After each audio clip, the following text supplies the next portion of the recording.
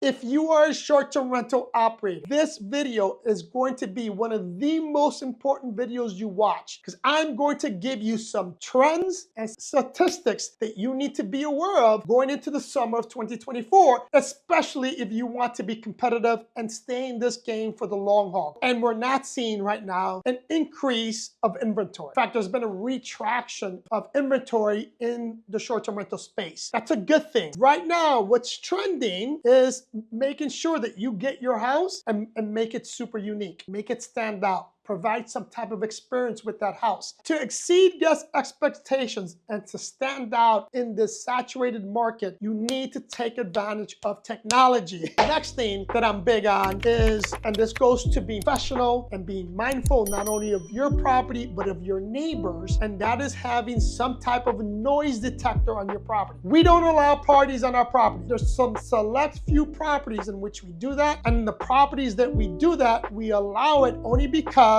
it was meant for that. So it's, for example, my vineyard. We allow weddings on my vineyard because we don't have freaking neighbors to bother, right? And there's certain areas, like we have a big property, again, that we can have parties or small parties, small events, because we're not disturbing the neighbors or the community. So having a noise detector is going to be extremely important. This is, again, going back to regulation. In Fort Lauderdale, we always did it again because we have a moral duty to provide security for our guests, but having smoke detectors and carbon monoxide alarms in our properties, we've always had that. But I found out throughout my travels that a lot of you don't have it. You should. You should put at a minimum a smoke detector on your property. More important, just as important, a carbon monoxide alarm on your property. This is not just, I'm not just saying this so that you can spend money on these devices. No, I'm saying this because you have a moral duty to protect your guests. Plus, it allows your guests to be more comfortable, more secure, and makes them feel safe when you have these security devices in your property. Now let's talk about some amenities. I'm always preaching. There's absolutely no excuse why you don't have Wi-Fi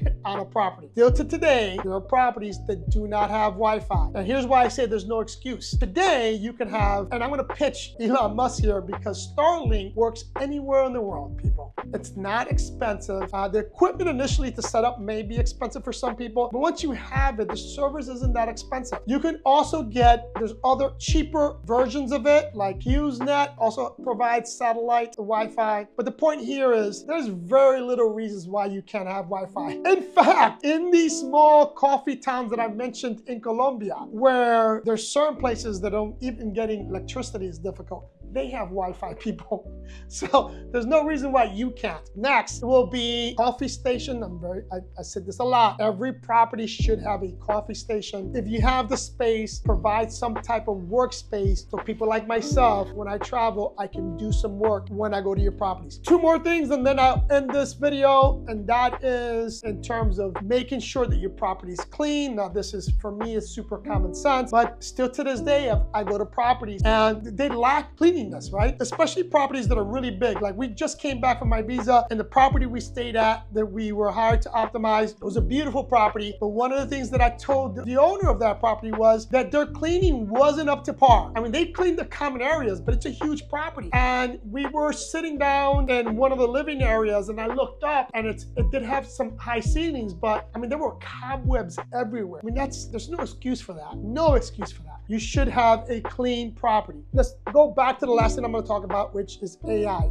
I mentioned it already, using AI as a way to communicate with your guests. But today, you can use AI as protection for you because AI, especially the ones that we use, will allow you to do background checks on your potential guest, right? It's really simple.